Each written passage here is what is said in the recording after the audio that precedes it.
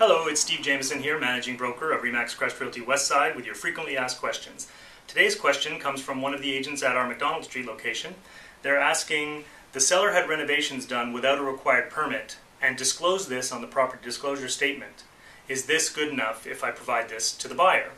Well, that question really depends on when it's provided. The requirement for disclosure of a material latent defect and work done without a permit is considered a material latent defect, just like an oil tank submerged underground.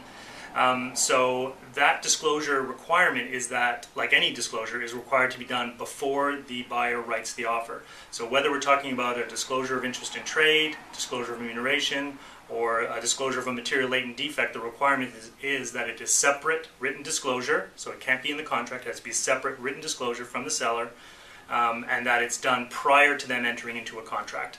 So to meet that requirement, you of course couldn't have the property disclosure statement as a subject in the offer, because if it was subject to the buyer approving the property disclosure statement, then you don't have any evidence that they gave that to the buyer prior to them entering into the contract. So the answer is yes, you can use the property disclosure statement if the seller has disclosed that material latent defect of the renovations being done without a permit.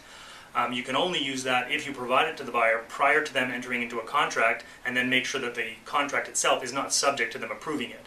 They would have to have already seen it, and the contract would say something like the buyer has reviewed and approved the property condition disclosure statement, and it is incorporated into and forms part of the contract.